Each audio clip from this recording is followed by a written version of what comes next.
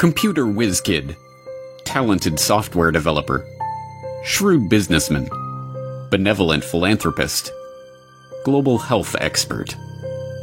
There can be no doubt that Bill Gates has worn many hats on his remarkable journey from his early life as the privileged son of a Seattle area power couple to his current status as one of the richest and most influential people on the planet. But as we have seen in our exploration of Gates's rise as unelected global health czar and population control advocate, the question of who Bill Gates really is no mere philosophical pursuit. Given that we are currently living through a crisis that has been predicted by Bill Gates, which is triggering a response from the global health organizations that the Bill and Melinda Gates Foundation has bankrolled, and driving us toward a vaccination and biometric ID solution which Bill Gates has been working on for years, the answer to the question, who is Bill Gates, is quickly becoming one of the most important questions of our lives. That answer will not only tell us about the world that we are living in, but about the one that we are being thrust into, and how we can avoid it. Today we will attempt to answer that question as we examine the motives, the ideology, and the connections of this man who has been so instrumental in shaping the post-coronavirus world. Meet Bill Gates. You're tuned into the Corbett Report. So who is Bill Gates? Some argue that he's a genius who leveraged his natural computer savvy into a billion-dollar fortune. You're called a genius, and I don't think that embarrassed you at all. They call you a genius. Part of your genius is that you are a computer whiz, and the other is that you did have the business acumen to turn it into a working company. Are you a business genius too? Well, I wouldn't say genius. Others insist that he is a visionary who has changed our lives with his foresight and bold imagination. Bill had a vision, and I understand it went back even then, that computing would be ubiquitous. It would be part of all of our lives. And indeed, as you all know, he executed on that vision, and the world today has changed so dramatically, in large part due to the work that Bill has done throughout the years. He has been hailed as a shrewd executive who built the Microsoft empire with his remarkable talent for business. When the biographers and historians write the history of the 20th century, Bill Gates is going to go down as the best businessman of our century, and Microsoft is one of the greatest companies of the 20th century. And he has been praised as a philanthropist who is selflessly devoting his wealth to improving the lives of people around the world. Bill, even your harshest critic would have to admit that your philanthropy work is, planet-shaking, incredible, and could be, if you make it a second act, so amazing that it would dwarf what you've actually done at Microsoft.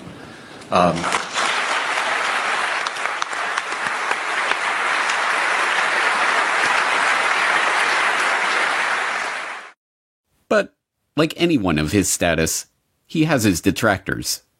In the 1990s, he was often portrayed as the greedy head of the evil Microsoft monopoly. Bill Gates isn't content with his Windows system running just a few PCs. He wants it to run the world, spreading like a computer virus into our faxes, our phones, our TV sets, and yes, even our toasters. But in the age of the coronavirus crisis, he is most often treated like some sort of epidemiologist or leading health researcher. Back here with us once again to talk about this, as well as testing, treatments, and more, Bill Gates, co-chair of the Bill and Melinda Gates Foundation. Bill, thanks so much for being back with us. It's been a little over a month since you were here, and at that time, you said the U.S. had not hit its peak. So at this point, do you think we have peaked, and where do you think we are right now in kind of the arc of the pandemic? But in truth, none of these perspectives are accurate. Microsoft's big break famously came from a deal to provide software for IBM as they moved into the personal computer market. But the deal was not the result of Gates's technical genius or amazing business acumen. As has been quietly admitted by IBM executives in the years since, Microsoft was given their shot at the chance to work with Big Blue as a result of Gates's mother's relationship with IBM CEO John Opel. You remember your partnership of IBM and Bill Gates. How did it break up? I do remember very well, actually. Bill Gates, at the beginning of our relationship with him, was living on pizza and Pepsi-Cola in Albuquerque, New Mexico. And his mother happened to be on the United Way board with our chairman and asked our chairman to help him. And, you know, when the chairman comes in and tells you to go help this kid, 900 people get on the plane Monday morning and they all go down to try to help Bill Gates. So I don't see Bill Gates as this great creative person. I see him as an opportunist. And in fact, in those days, there was a lot of sharing of software code. People gave it away. In Silicon Valley, they would share everything. He came in and he tried to control everything and put a price on it. Computer historians have long known how the basis for what became MS-DOS was not Bill Gates' brilliant imagination, but QDOS, a quick and dirty operating system that had been thrown together by Tim Patterson, a worker at Seattle Computer Products, as a placeholder until he could sell the proper operating system to his customers. And as even Gates himself admitted, the breakthrough graphical user interface that became the basis for Windows was ripped off from the researchers at the Xerox Palo Alto Research Center. As Bill would say after Apple unsuccessfully sued Microsoft for copyright infringement over Windows GUI, "Hey, Steve, just because you broke into Xerox's house before I did and took the TV doesn't mean I can't go in later and take the stereo." And, as Gates also admits, it is not a spirit of selfless generosity that motivates his interest in vaccines and other lucrative health interventions.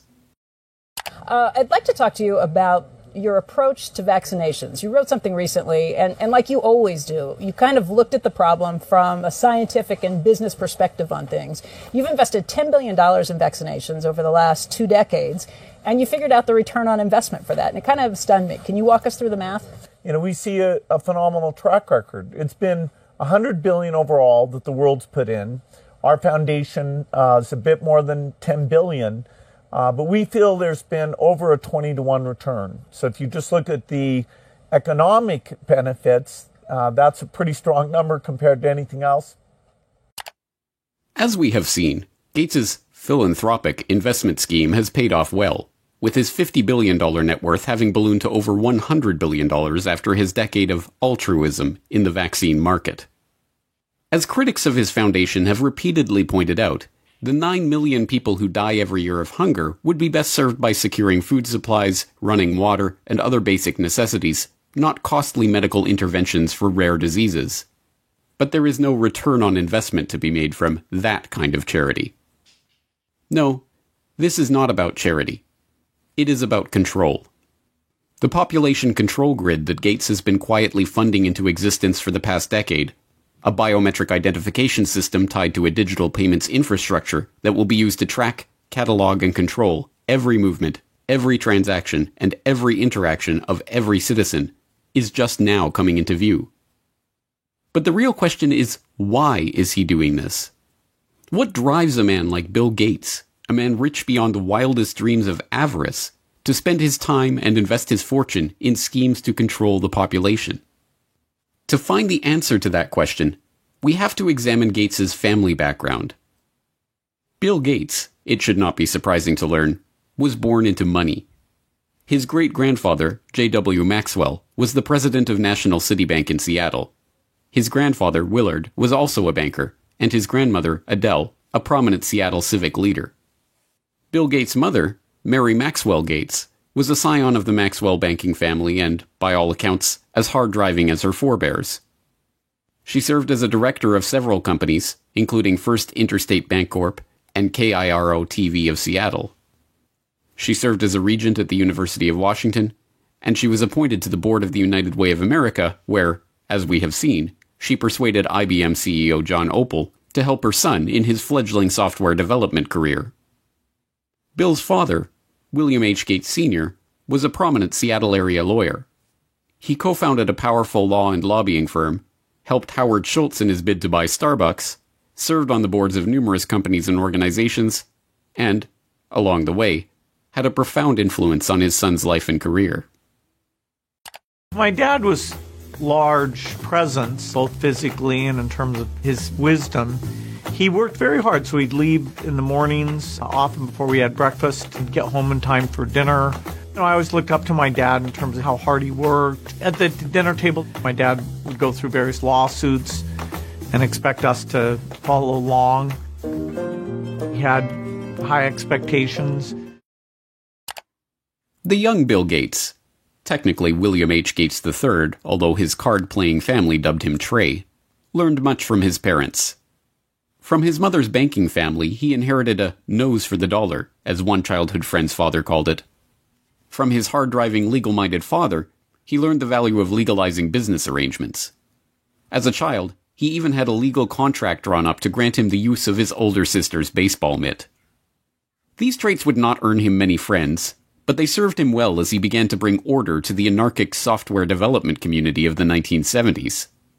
At that time, software for the brand new personal computer market was the realm of computer hobbyists, people whose excitement about the microcomputer revolution and love of engineering and problem-solving led them to develop and share code freely with each other. But this was no good for the young Bill Gates, who, even before Microsoft was off the ground, was already dreaming of commoditizing this hobby and turning it into the basis of a business empire.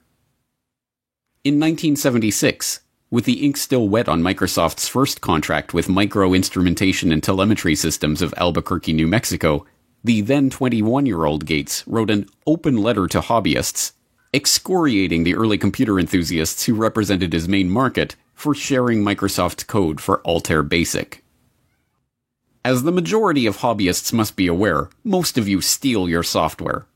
Hardware must be paid for, but software is something to share. Who cares if the people who worked on it get paid? Is this fair? The royalty paid to us, the manual, the tape, and the overhead make it a break-even operation. One thing you do is prevent good software from being written. Who can afford to do professional work for nothing? What hobbyist can put 3 man-years into programming, finding all bugs, documenting his product, and distribute for free? The fact is, no one besides us has invested a lot of money in hobby software. We have written 6800 BASIC and are writing 8080 APL and 6800 APL, but there is very little incentive to make this software available to hobbyists. Most directly, the thing you do is theft. The letter was awkward and tone-deaf, as many people have described the young Bill Gates in his social interactions. It heaped vitriol on the very people who would be the customers of any future business, and tried to change an established culture of sharing software code merely by decree.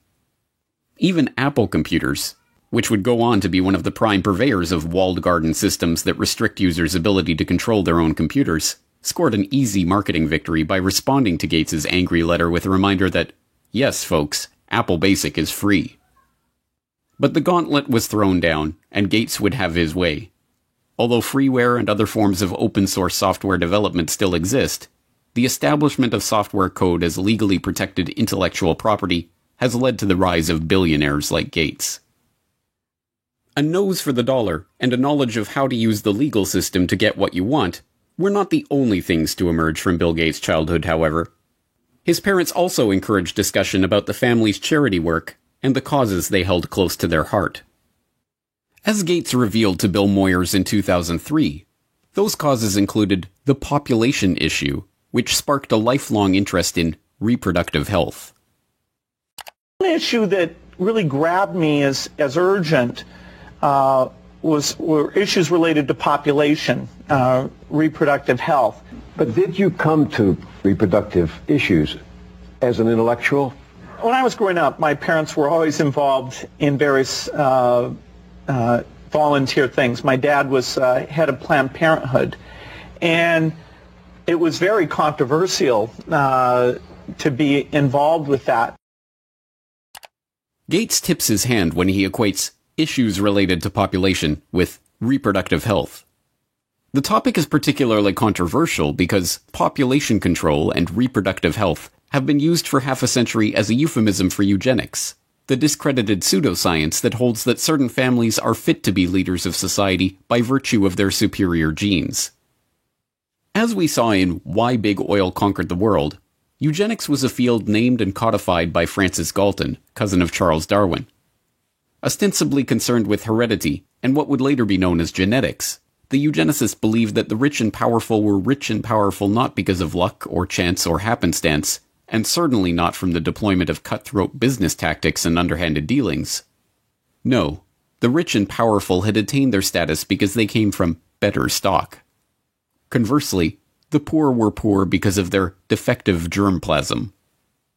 As transparent as it seems to us today that this ideology was a self-serving self-justification for the ruling class, it was quickly taken up as the great social crusade of the early 20th century. From Teddy Roosevelt to H.G. Wells to Julian Huxley to Winston Churchill, there was widespread support for the eugenicist notion that society must strive to make sure that the rich and well-born breed as much as possible, and the poor, infirm, and feeble-minded be prevented from having children. A common eugenicist argument was that the scarce resources of society should not be used to support the lower classes, as that only encouraged more of their kind. Instead, life-saving medical care and intervention should be rationed so that those resources can be best put to use elsewhere. So-called negative eugenicists even took things further, with some, like famed playwright George Bernard Shaw, calling for people to be called before a state-appointed board to justify their existence or be put to death. But there are an extraordinary number of people whom I want to kill. Not in any unkind or personal spirit, but it must be evident to all of you, you must all know half a dozen people at least, who are no use in this world, who are more trouble than they are worth. And I think it would be a good thing to make everybody come before a properly appointed board, just as he might come before the income tax commissioners, and say every 5 years or every 7 years, just put him there and say, sir or madam, now will you be kind enough to justify your existence? But in the post-World War II era, as the name of eugenics became tarred by association with the Nazi atrocities, the talk of death panels and other harsh eugenicist notions was dropped from public conversation. Now, the quest to reduce the size of the poor population was spoken of as population control and reproductive health. Still, occasionally, these old negative eugenics ideas are revisited in moments of candor. You're raising tuitions at the University of California as rapidly as they can, and so the access that used to be available to the middle class or whatever is just rapidly going away. That's a trade-off society is making because of very, very high medical costs and a lack of willingness to say, is spending $1 million on that last 3 months of life for that patient, would it be better not to lay off those 10 teachers and to make that trade-off in medical costs? But that's called the death panel, and you're not supposed to have that discussion. It is worth questioning why this man, who openly muses about death panels and the trade-offs of providing healthcare to the elderly, is to be taken completely at face value in his attempts to slow population growth in the Third World, or to handle a coronavirus health crisis that primarily affects the elderly. That the Gates agenda is being driven by a eugenicist ideology is suggested by multiple lines of evidence, both historical and current. As we have also seen in Why Big Oil Conquered the World, the Rockefeller family was instrumental in funding and promoting eugenics, both in America and overseas. The Rockefellers helped fund the Eugenics Record Office. The founding director of the Rockefeller Institute for Medical Research, William Welch, sat on the ERO's board and helped direct its activities. The Rockefellers sponsored the studies of the eugenics researchers at the Kaiser Wilhelm Institutes in Germany, including Ernst Rudin, who would go on to draft Nazi Germany's forced sterilization law. And, when the American Eugenics Society became embarrassed of its own name, its longtime director, Frederick Osborne, merely took over as president of the Rockefeller-founded Population Council. This dedication to the cause of public health did not escape the approving gaze of Bill Gates Sr. In a chapter of his 2009 book, Showing Up for Life, called Walking with Giants, he writes admiringly of the Rockefellers and their influence in the field. Every corner we've turned in the field of global health, we've found that the Rockefellers were already there and had been there for years. When we committed to childhood immunization, we found ourselves building on efforts the Rockefeller Foundation had helped launch and fund in the 1980s. When we became interested in fighting malaria and tuberculosis, we learned that the Rockefellers had been studying the prevention and treatment of such diseases around the globe for, in some cases, as long as 100 years. A similar dynamic held true in the case of HIV/AIDS. A lesson we learned from studying and working with the Rockefellers is that to succeed in pursuing audacious goals, you need like-minded partners with whom to collaborate. And we learned that such goals are not prizes claimed by the short-winded. The Rockefellers stay with tough problems for generations. As Gates Sr. suggests, it is by working with like-minded partners that such great achievements in the field of global health can be made. For the Gates, these like-minded partners include the Rockefellers themselves. Bill Gates Sr. got to discuss global health, agriculture, and environment with the likes of David Rockefeller Sr. and David Rockefeller Jr. at a meeting on Philanthropy in a Global Century at Rockefeller University campus in 2000. And Bill Gates, as we have seen, co-hosted a meeting on reducing the population with David Rockefeller in 2009. But the most salacious hints of a deeper agenda are not to be found in the Gates' public associations, but in the associations that they have tried to hide from the public.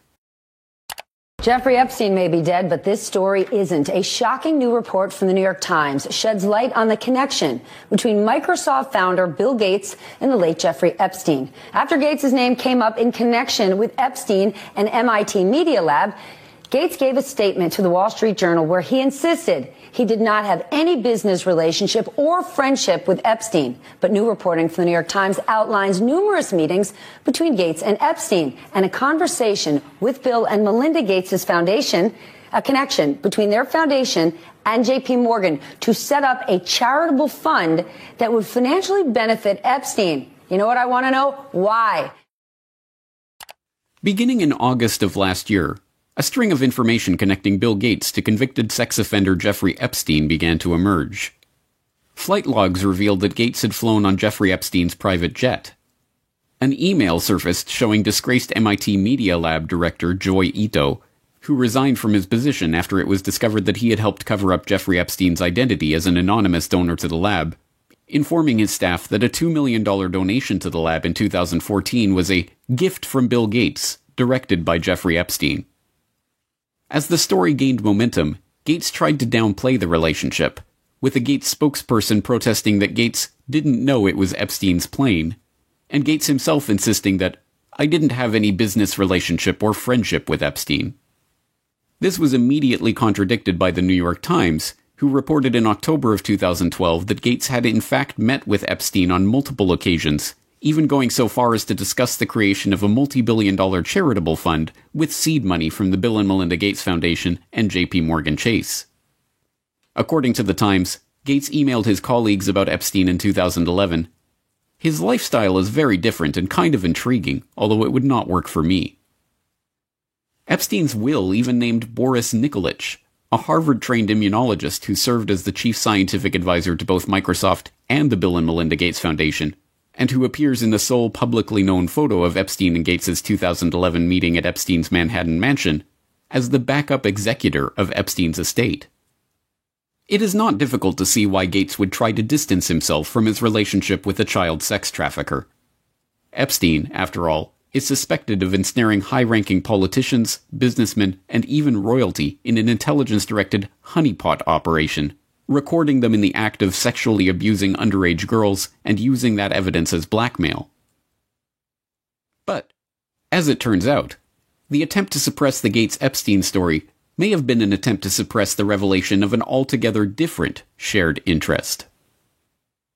Sources say several accusers have come forward in New Mexico, where Epstein owns a sprawling ranch. According to a new report published in the New York Times, not verified by NBC News, Epstein wanted to use the ranch for controlled breeding, using his DNA to improve humanity. Citing 2 award-winning scientists and an advisor to large companies and wealthy individuals, the article reports Epstein surrounded himself with leading scientists and would tell them he wanted to have 20 women impregnated at a time on the ranch. The already scarcely believable Jeffrey Epstein story took another bizarre turn in August of 2019, when it was reported that Epstein hoped to seed the human race with his DNA. As the New York Times explained, Epstein's plan to impregnate 20 women at a time at his New Mexico ranch in order to seed the human race with his DNA, a plan he told to a number of the scientific luminaries he kept in his orbit, put a modern gloss on a very old idea. Mr. Epstein's vision reflected his long-standing fascination with what has become known as transhumanism, the science of improving the human population through technologies like genetic engineering and artificial intelligence. Critics have likened transhumanism to a modern-day version of eugenics, the discredited field of improving the human race through controlled breeding. Epstein's interest in genetics led him to sponsor a number of scientists working in the field, including George Church, a Harvard geneticist whose lab received funding from Epstein's foundation from 2005 to 2007 for cutting-edge science. Church publicly apologized for his connection to Epstein, which included several meetings a year from 2014 onward. This was neither the first nor the last time that this unassuming Harvard biologist, whose cutting-edge science often strays into controversial areas, caused a public scandal. In 2019, Church proposed a genetics dating app, which was immediately denounced as applied eugenics. Church also acted as scientific advisor to Editas Medicine, a startup seeking to use the genome editing tool CRISPR-Cas9 to eliminate diseases by deleting the parts of a genetic code responsible for the illness. In 2015, the company announced it had raised $120 million from a group led by Epstein's appointed backup executor, Dr. Boris Nikolic. Naturally, that group of investors included Bill Gates. Yes, Bill Gates is certainly following his father's advice to collaborate with like-minded partners. So the question remains, is Bill Gates motivated by eugenics? Given that eugenics went underground over half a century ago, we are unlikely ever to unearth a frank admission along those lines from Gates himself. After all, there are no longer any card-carrying members of the American Eugenics Society. The society was rebranded in the 1970s when, as the society's founder noted, it became evident that changes of a eugenic nature would be made for reasons other than eugenics, and that tying a eugenic label on them would more often hinder than help their adoption. But there was an American Eugenics Society in the 1920s, and it just so happened to boast a William H. Gates on its member roster. But perhaps that is just a coincidence. And there was an American Eugenics Society in the 1960s, when William H. Gates II was preceded as head of Planned Parenthood by Alan Guttmacher, who simultaneously served as the director of the American Eugenics Society. And perhaps it was coincidence that the Bill and Melinda Gates Foundation organized their London Summit on Family Planning, at which the Gates recommitted themselves to funding population control in the Third World, in July 2012, on the anniversary of the first International Eugenics Congress, held in London exactly 100 years prior. And perhaps it is reaching to compare the young Bill Gates' dating preferences to the genetic-based dating favored by modern-day eugenicists. I interviewed several women who had dated Bill just briefly, and one told me the very first question Bill asked her was, "What did you score on your SAT test?" You know, this is not exactly, what a young woman wants to hear. For Bill Gates, though, he had scored a perfect 800 on his math portion of the SAT, and this was a matter of pride with him, and he wanted to make sure whoever he was dating, had scored a pretty high grade. No. We cannot expect an answer about Bill Gates' true motives to come from Gates himself. By this point, the question of Bill Gates' intentions has been buried under the combined weight of hundreds of millions of dollars of paid PR spin. Like the Rockefellers before them, the Gates have long since learned the secret of enlarging their family fortune, not to mention their control over the human population, by donning the mask of philanthropy. There are many perspectives on Bill Gates. Depending on who you ask, he is a computer savant, a genius businessman, or a saintly philanthropist. But all of these perspectives have been brought to you through PR outlets founded or funded by the Bill and Melinda Gates Foundation.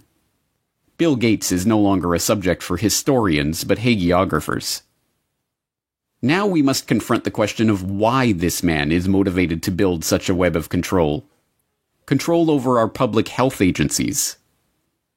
And for all 193 member states, You must make vaccines a high priority in your health systems to ensure that all your children have access to existing vaccines now and to the new vaccines that have recently become available. Control over our identities. And the lack of an ID system is a problem, not just for the payment system, but also for voting and health and education and taxation. And so it's a wonderful thing to go in and create a broad identification system. Control over our transactions. Once financial flows go underground, where you have lots of legitimate transactions mixed in with the ones you want to track, and once they're going over a digital system that the U.S. has no connection to, it's far more difficult to find the transactions that you want to be aware of or that you want to block. And even control over our bodies. But we're going to have this intermediate period of opening up, and it won't be normal until we get an amazing vaccine to the entire world. We must confront the possibility that this quest for control comes not from a selfless spirit of generosity that never seemed to exist before he became a multi-billionaire, but from the same drive for money, the same desire for domination, and the same sense of superiority that motivated him on his way up the corporate ladder. But if the answer to the question, who is Bill Gates, is Bill Gates is a eugenicist, that tells us some important things about the world that we are living in. It tells us that Gates is deceiving the public into supporting his takeover of the world with a false front of philanthropy. It tells us that the goal of the Gates, like the goal of the Rockefellers before them, is not to improve the world for humankind, but to improve the world for their kind. And most importantly, it tells us that Bill Gates is no comic book supervillain, single-handedly directing all of the chaos that is unfolding in the world or single-handedly bringing his own order to that chaos. No, if Bill Gates is a eugenicist, driven by a belief in the superiority of himself and his fellow wealthy elitists, then what we are facing is not one man, or even one family, but an ideology. This is not a trivial point. One man, whatever his wealth, can be stopped easily enough. But even if Bill Gates were to be thrown in jail tomorrow, the agenda that has already been set in motion would continue without missing a beat. An entire infrastructure of researchers, labs, corporations, governmental agencies, and public health bodies exists, funded more often than not by Gates, but driven by the belief of all those millions of people working for these various entities that they are truly working in the best interest of the people. No, an ideology cannot be stopped by stopping one man. It can only be stopped when enough people learn the truth about this agenda and the world of total, pervasive control that is coming into view. If you have watched all 4 parts of this exploration on Bill Gates, then you are now one of the most informed people on the planet about the true nature of this agenda. You have seen how the takeover of public health has been used to railroad the world into a headlong rush toward mandatory vaccinations, biometric identification, and digital payments. You have seen how the pieces of this puzzle fit together, and how they represent a far greater threat to the future of humanity than any virus. Here is the good news.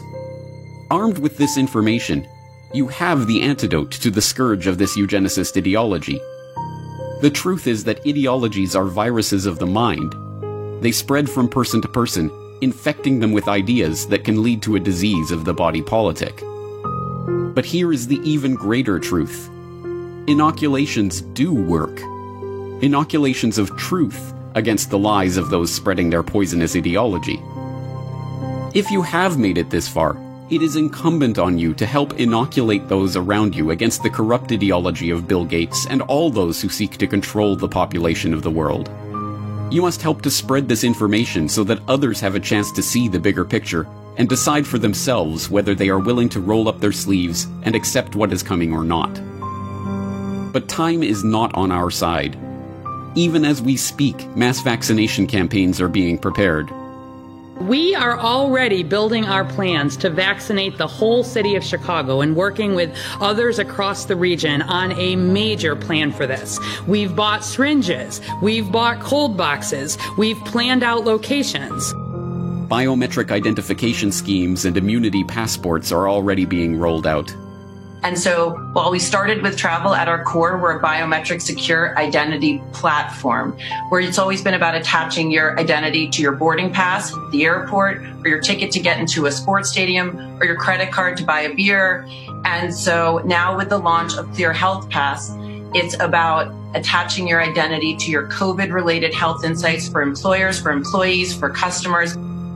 Programs for tracking, tracing, and surveilling the entire population are already being beta tested. Today we are launching another useful tool that can supplement the critical detective work we are conducting in public health. Alberta Trace Together is a voluntary, secure, mobile contact tracing application to help prevent the spread of COVID-19.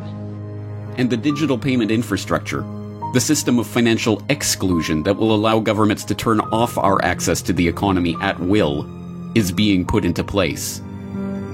In order to avoid the risk of transmission through physical handling of money, we encourage the use of cashless transactions, such as mobile money, M-Pesa and otherwise, and credit cards. People are using touchless payment systems much more than they're using cash, both because we're not interacting with people directly as much anymore, and also because cash is kind of skeezy. We must spread the word about the dark nature of this population control agenda to as many people as we can, before our ability to speak out against this agenda is taken away for good.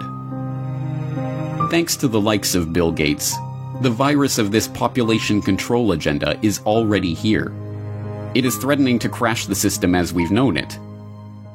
But if Bill Gates has taught us anything, Applications like Word and Excel, it's how to deal with a virus. It's time for a hard reset.